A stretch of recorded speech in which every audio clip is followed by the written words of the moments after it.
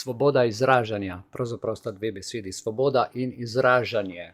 Torej, izražanje ima višjo funkcijo, višjo besedo kot izražanje svobode govora. Ne? Govor je samo govor. Tukaj se lahko postavimo na dve stvari. Svoboda tega, kar govornik pove, izrazi, pove, in pa svoboda poslušanja, ki vpliva. A sem jaz svoboden, da poslušam to, kar dobim, ali sem svoboden izražati. Oboje je svoboda izražanja. Ker se v meni tudi izražajo čustva.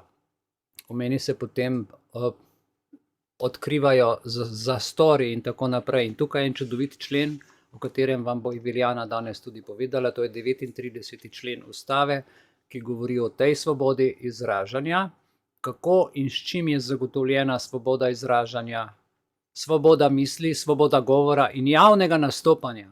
V praksi bomo sedaj o tem skupno razmišljali z predsednico društva za srečno življenje Belis, Ivilijano Belis. Ivilijana, prosim, izvoli. Najprej bi, če dovolite, prebrala ta 39. člen iz Ustave. Zagotovljena je svoboda izražanja misli, govora in javnega nastopanja, tiska in drugih oblik javnega obveščanja in izražanja. Vsakdo lahko svobodno zbira, sprejema in širi vesti in mnenja. Vsakdo ima pravico dobiti informacijo javnega značaja, za katero ima v zakonu utemeljen pravni interes, razen v primerih, ki jih določa zakon. 39. člen Ustave je čudovit. Lahko smo hvaležni za njega. Imamo pravico govora, izražanja, zbiranja. In vse te pravice so nam dane celo po Ustavi in vlada jih mora spoštovati in ne omejevati. Svoboda govora je bila v zadnjih 2 letih zelo napadena, prepovedana. Veliko nas je, ki smo to okušali, spoznavali, občutili in vendar nismo se odmaknili. Vedno so poti, s pomočjo katerih lahko izražamo tisto, kar čutimo in kar gradi našo skupnost, Društvo za srečno življenje Belis, ki temelji na členu brezpogojna ljubezen. Naš člen, 9. člen, je člen, ki nas stimulira, ki nas navdihuje, ki nas povezuje, ki nam daje ščit. In jaz sem zelo ponosna na vse nas, da smo to živeli, da smo govorili, da smo bili aktivni te 2 zadnji leti. Naš namen je bil samo dober, ščititi življenje, blagoslavljati življenje, ljudem dajati suverenost, polnomočje, da se lahko zavzamejo za življenje zase in da lahko rečejo ne vsem tistim stvarem, ki kršijo naravni zakon, zakon življenja, zakon nedotakljivosti, zakon svobode govora in zakon seveda tudi združevanja in izražanja mnenj. Aktivni smo bili 2 leti in še bomo aktivni. Ne bomo se odmaknili ne glede na ovire, ki jih imamo okrog nas. Ne glede na to, da nam resnično določeni segmenti v naši državi nasprotujejo, omejujejo, prepovedujejo. Mi smo tukaj za vse nas, za skupno dobro. In spodbujam vas, da širite resnico, ki osvobaja vse nas, da širite dobro, da širite vsa tista spoznanja, ki veste, da ljudi osrečujejo, ki jih ščitijo, varujejo. Imamo ogromno dobrih posnetkov na YouTubu. Zagrozili so nam, da nas bodo zablokirali popolnoma. Ni problem. Oni nas lahko zablokirajo. S tem bodo sebe zablokirali. Samo sebe. Nas ne morejo. Ne morejo nas. Ker mi, to, kar smo, smo. In smo že lučke, ki svetimo. Smo ljudje, ki širimo resnico. Smo ljudje, ki stojimo trdno na tej zemlji in vemo, kdo smo in kam gremo in zakaj delamo to, kar delamo. Včeraj sem dobila informacijo, da so enega starejšega gospoda, 60 let star, obsodili na 16 let zapora, ker v družini so imeli eno situacijo, ne bi o tem govorila. Nihče ni umrl. In vendar je dobil 16 let zapora. Jaz ščitim družinske člane, normalno.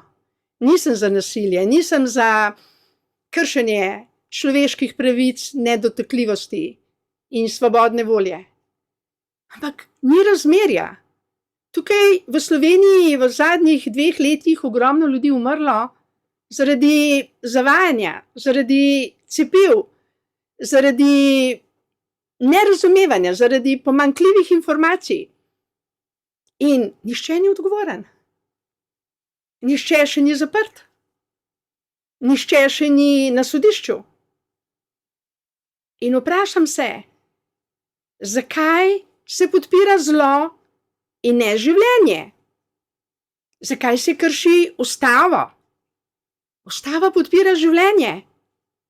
Zakaj smo tiho, ko okrog nas ljudje trpijo in umirajo za posledicami cepljenja?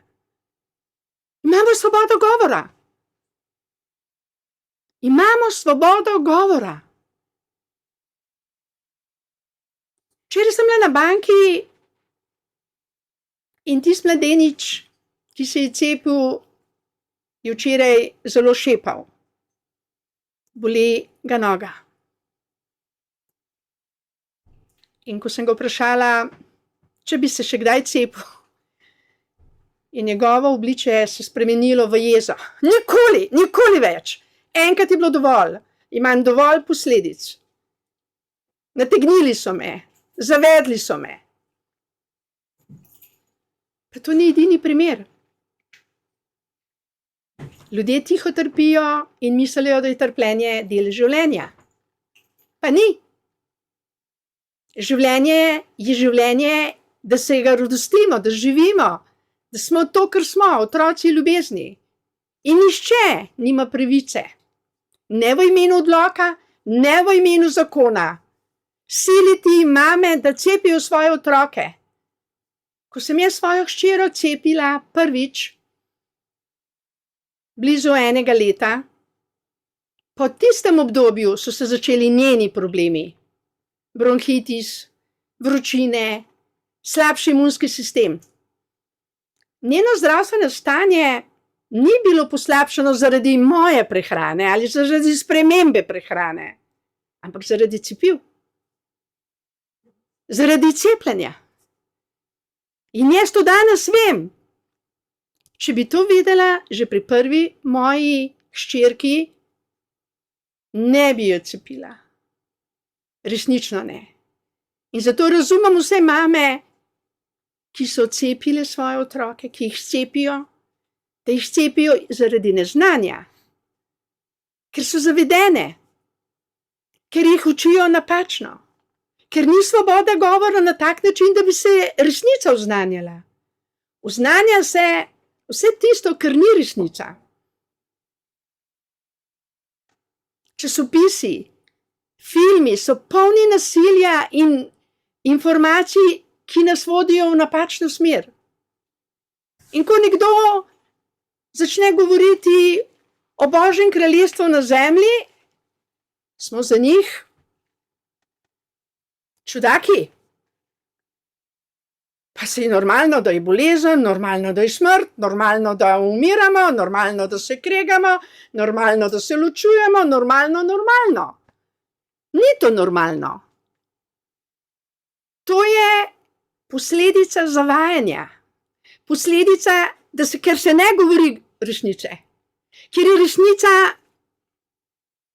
zakrita, prepovedana, onemogočena. In kdo onemogoča to resnico? Tisti, ki živijo na račun neresnic. Predstavljajte si, kako bi bilo na sodiščih, če bi se vsi radi imeli, se ne bi kregali, drugemu bi odpustili, bi bili pošteni drug do drugega. A bi sodišča sploh funkcionirala lahko? Kako bi bilo v cerkvah, če bi bili vsi svetniki? Kako bi duhovniki sploh lahko imeli svoje službe od reševanja ljudi od grehov, če bi že bili vsi to, kar smo, otroci ljubezni, resnice in sveti? In le kako bi bilo, če bi bili vsi zdravi, polni svetega duha, duha življenja, duha radosti, duha miru, izobilja? Ja, pa zdravniki ne bi imeli služb. In oni se morajo zmisliti cepljenje, zdaj imajo ogromno dela. Vse bolnice so polne zaradi posledic cepljenja. Jaz poznam ogromno ljudi, ki imajo posledice cepljenja. Pa lahko me YouTube zdajle popolnoma skensla iz svojega kanala, ker je podpisal pogodbo pred parimi dnevi, da bo vse, kar bodo govorili proti svetovnemu zdravstvenemu sistemu in globalizmu svetovnemu in vsem tem raznim odlokom, da jih morajo skenslati, da se resnica ne bo širila, da ne bo svobode govora, svobode izražanja, da se resnica ne bo širila po Googlu, po YouTubeu, po Facebooku. Ampak resnica bo in zmaguje. Ne da se jo ubiti. Človek ubija sebe, ko ubija resnico v drugih ljudeh. In vsak, kot je danes že Stojan povedal, bo svojo žitev jedel, živel in občutil in karkoli dobrega storimo sebi in bližnjim, naredimo to sebi in za skupnost. In karkoli slabega naredimo sebi in tudi skupnosti. In če nam govorili, če nam opozarjali, če se nam drugemu odpustili, potem bomo šli v napačno smer. Bomo šli v smer smrti, trpljenja, bolezni, prepirov, sodb, tožb, prekrškov, kaznovanj. Lahko pa se množično Slovenija odloči za resnico, za ljubezen, za življenje, za svetega duha, za duha življenja, ki daje življenje, ki vzdravlja bolnike, ki obuja mrtve. Samo odpreti se moramo. Mi imamo doma pipo toplo in hladno. Za hladno vodo in za toplo, ampak mi se odločamo, a bomo odprli vročo vodo ali hladno. Tako se tudi mi odločamo. Ali bomo verjeli življenju, verjeli, da smo otroci življenja, da smo zdravi, da lahko se izražamo, da nas ne bo strah in da je naša duša večna, ali v radosti, ali v trpljenju. Mi se odločamo, ali bomo verjeli smrti, lažem, prevaram, vsem tem, kar nam želijo predstaviti. Strašijo ljudi, zato da je več bolnikov, več bolezni, več smrti. Danes sem slišala, da so na pokopališčih zaposlili dodatne ljudi. Biznis teče, ful dober. In vendar grobovi so polni trpljenja in zmot in zablod od ljudi, ki so v grobovih. V teh dnevih so nekateri se spominjali svojih mrtvih. Jaz osebno sem vse svoje sorodnike dala dobesedno Bogu in sem slavila 2. november, dan svetih. Vsi grobovi mojih sorodnikov so prazni. Jih ni noter. Iz pepela, prahu smo bili ustvarjeni in ko nam se vdahne dih življenja, dih ljubezni, živimo. Ko ta dih odide, smo hladni in telo gre v prah.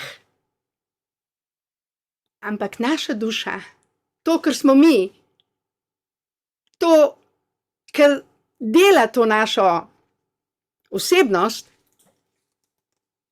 to je neuničljivo, neumrljivo, netruhljivo.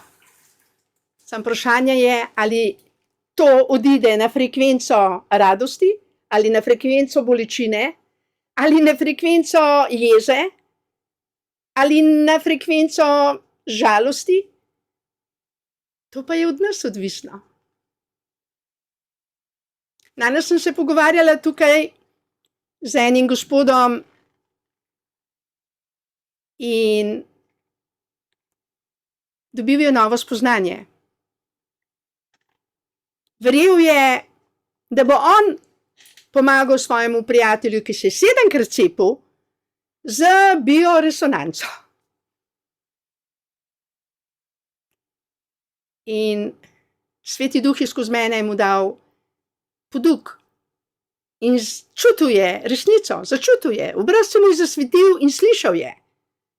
Slišal je, da nas samo Božja ljubezen živi, ozdravlja, obuja od mrtvih in da moramo biti odprti za Svetega Duha.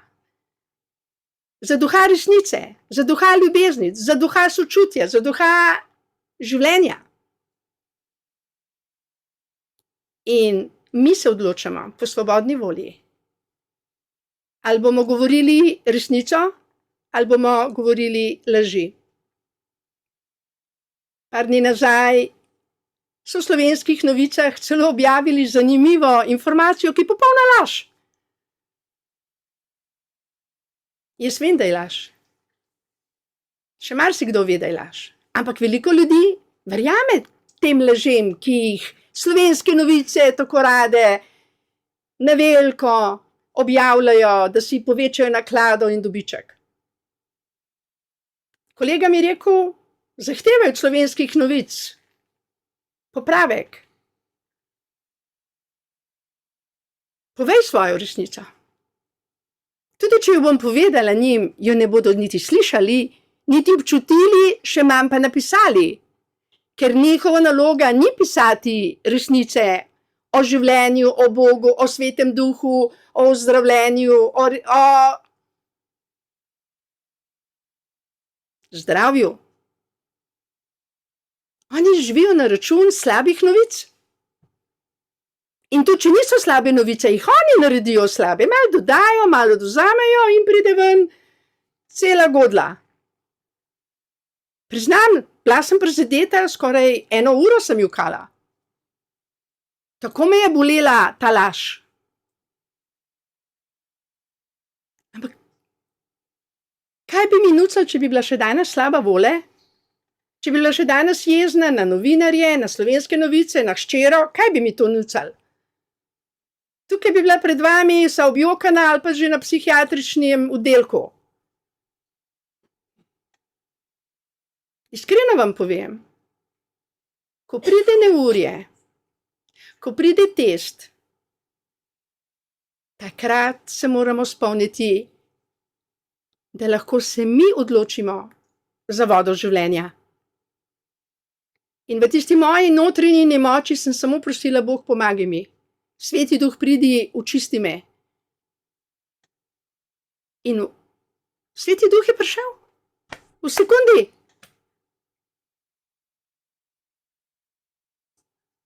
Če bi to znala narediti leta 97, ko sem bila prestrašena zaradi majhne ranice, bi bilo meni in marsikomu veliko prešparanega.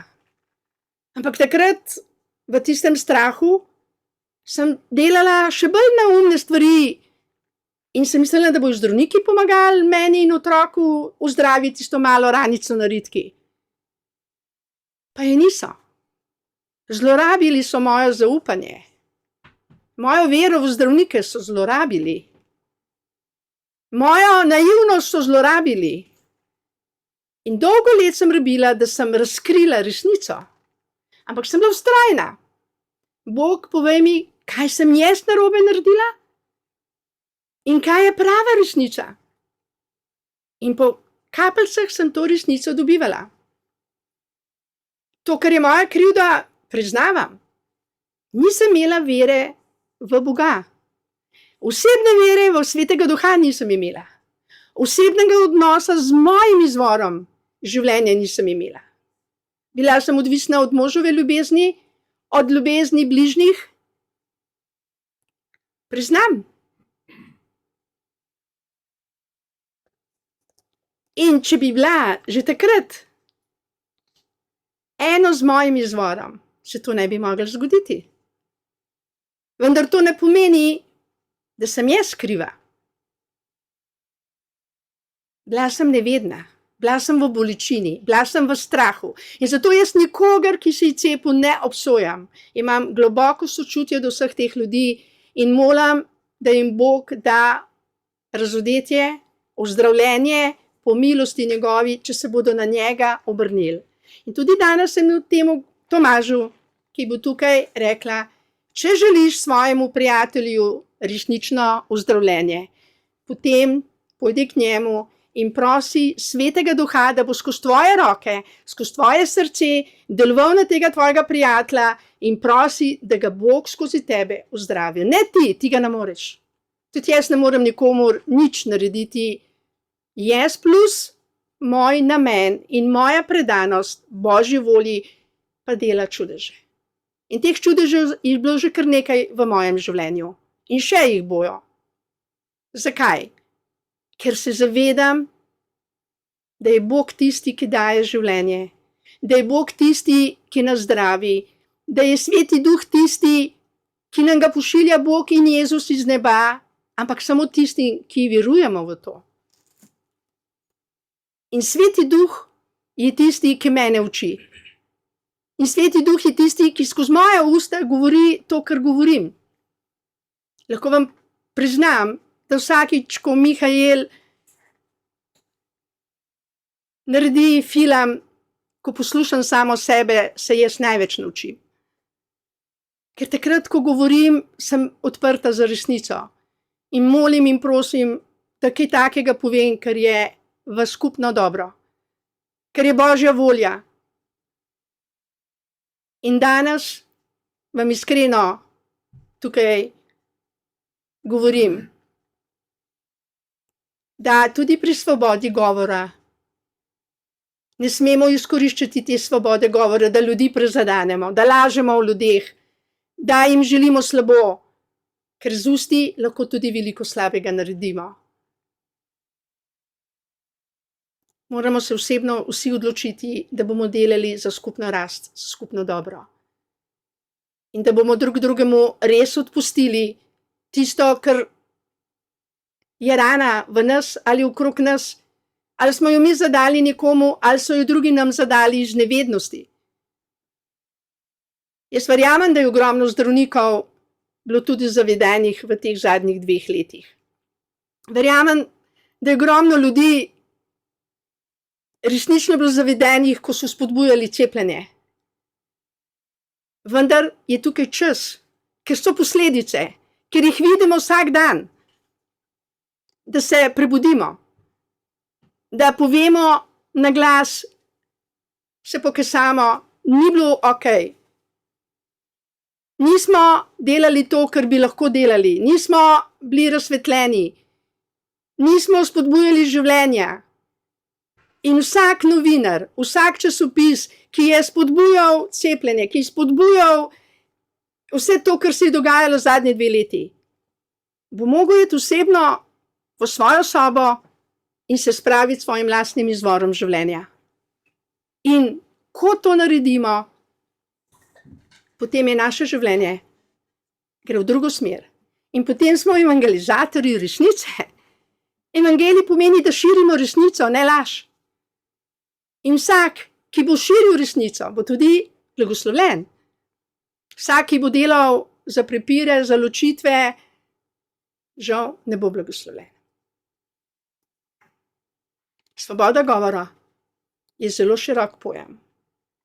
In jaz si želim, da bi vsi, tudi jaz, govorili samo to, kar je Božja volja. In vse to bi rekla danes z ljubeznijo. Hvala lepa. Moram priznati globoko spoznanje in globoke resnice. Zdaj si bom pa še jaz vzel 1-2 minuti svobode, pa bi sam takole rekel, vezano na Eveljanino predavanje enakost pred zakonom. Ne? V Sloveniji so vsakomur zagotovljene enake, to smo o tem danes že govorili pri prekrških, človekove pravice in temeljne svoboščine. In ta člen se nadaljuje, 14. člen, ne glede na narodnost, raso, spol, jezik, vero, politično ali drugo prepričanje, gmotno stanje, rojstvo, izobrazbo, družbeni položaj, invalidnost ali katerokoli drugo osebno okoliščino. Vsi so pred zakonom enaki, namreč našteti v tem zakonu. Ne morem reči smo, ker ne spadamo vsi v te kategorije, ampak so, ker vsak spada v neko določeno kategorijo. Zanimivost pri tem členu je, da so ga leta 2004 spremenili, ta 14. člen. Pa veste kako? Z ustavnim zakonom o spremembi so ta 14. člen spremenili in sicer je bila v prvem odstavku tega člena, ki določa pač različne osebne okoliščine, ki ne smejo vplivati na zagotavljanje enakih človekovih pravic in temeljnih svoboščin, dodana še invalidnost. Izrecna navedba invalidnosti pomeni še dodatno ustavno podlago za poudarjanje enakosti pred zakonom. To je ustava. Rad bi vam pa prebral, kaj je podlaga tega člena. To bo zanimivo. Glejte, Galačanom, 3. poglavje, 28. vrstica v Svetem pismu. Pismo Galačanom pravi takole. Ni več Juda, ne Grka. Ni več sužnja, ne svobodnjaka. Ni več moškega, ne ženske. Zakaj? Vsi ste eno v Kristusu Jezusu. Ista stvar povedana drugače. Z drugimi besedami, Kristus je podlaga, Jezus je prinesel ljubezen. Zato rečemo Jezus Kristus, ker Hristos pomeni ljubezen. In nobene razlike. Ali moški, ženska in tako naprej. Zanimivo je pa še en tak stavek v Svetem pismu, to je pa pismo Kološanom, 3. poglavje, 11. vrstica, kjer pravi, kjer je to, namreč ljubezen, ni več Grka, ne Juda, ne obrezanega, ne neobrezanega, ne barbara, ne skita, ne sužnja, ne svobodnega, ampak vse in vseh je Kristus. Torej, vsi smo pred zakonom enaki, vsi smo v ljubezni enaki. Rad bi povedal, da to deljenje na cepljene in necepljene, na Jude in Grke, če damo to primer, na leve in desne, zdaj na Pirceve in na te druge, na SDS, na ne SDS, na to in to. To je umetno ustvarjena floskula, ki nam naredi politično shizofrenijo, duhovno shizofrenijo in nam jemlje svetlobo, da bi lahko skupaj živeli v miru in v ljubezni. Iz ljubezni vse nocoj poslavljam, vam želim lep večer in se vidimo naslednjo soboto.